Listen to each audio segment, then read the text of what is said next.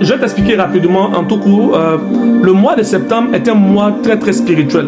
Le mois de septembre pour les juifs est le Tishri, le mois de Rosh Hashanah qui veut dire le nouvel an, jugement et nouveau départ. Le Yom Kippour, grand pardon, purification et préparation pour une nouvelle année. Alléluia. Le mois de septembre symbolise la maturation d'un projet ou d'un ministère, comme un bébé de 9 mois. Tout est prêt et il faut attendre le temps exact de la naissance. Alléluia. Maintenant, écoute-moi très bien.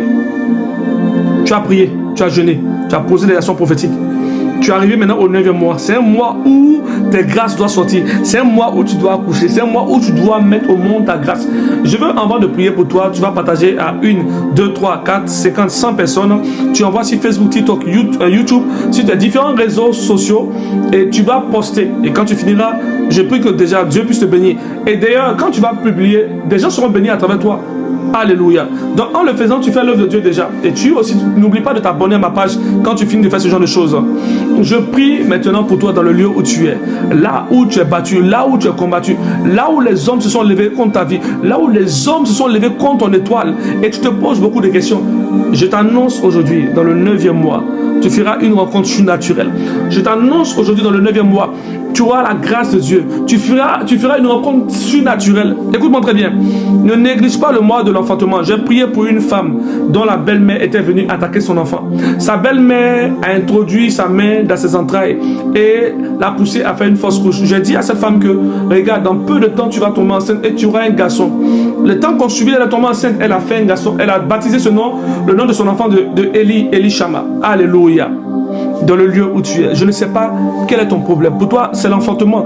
Peut-être c'est le voyage. Peut-être pour toi, c'est le ministère. Peut-être que c'est la dimension de Dieu. Peut-être pour toi, ton problème, c'est de vouloir voir Dieu t'utiliser puissamment. Tu as soif de Dieu, tu as soif de réveil et tu ne sais pas comment faire. Écoute-moi très bien.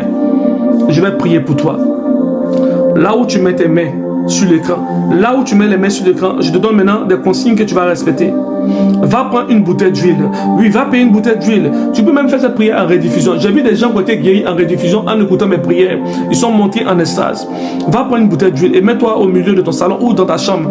Et tu vas maintenant déclarer des paroles. Seigneur Dieu Tout-Puissant, à travers cette huile, je consacre cette maison en ton nom précieux. Toi, le Dieu de la Bible, toi qui as utilisé le Seigneur Jésus-Christ pour nous apporter la lumière et la vérité, viens consacrer cette maison et viens déployer tes anges. Quand tu finis de faire cette parole, va prendre maintenant ta Bible et tu lis maintenant le psaume 90, 136 et 137. Quand tu finis de lire tous ces 3 psaumes à la fois, tu dis Seigneur, je te confie maintenant ce mois, je te confie mes bénédictions, viens me visiter, viens me protéger.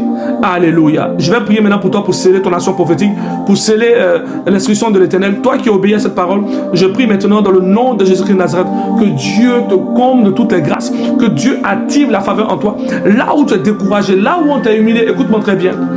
Il y a des moments de ma vie où j'étais attristé parce que j'avais perdu un être cher.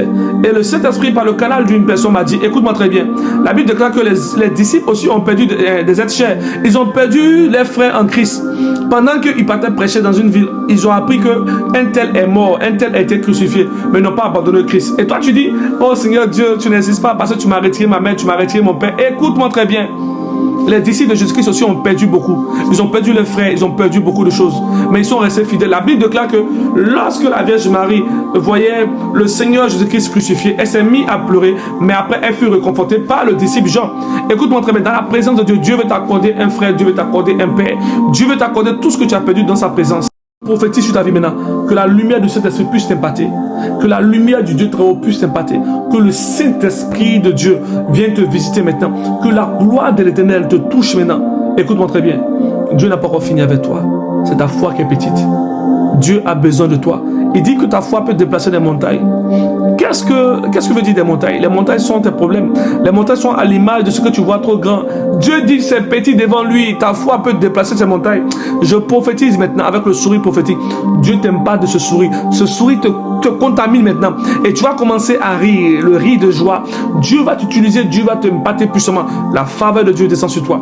Reçois le baptême de feu. Reçois le baptême du Saint-Esprit. Et je vais donner un message à une femme qui était dans la débauche. Dieu t'a retiré de la débauche. Et tu es retiré de la débauche maintenant. Et tu veux encore opérer dans la débauche, dans la l'œuvre de Dieu. Ne fais pas ce genre de choses. Tu risques d'être frappé par Dieu. Va et dépouille-toi. Éloigne-toi de tout ce qui est relié aux choses artificielles, tout ce qui est relié aux mèches.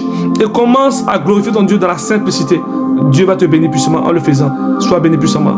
Simple Rams.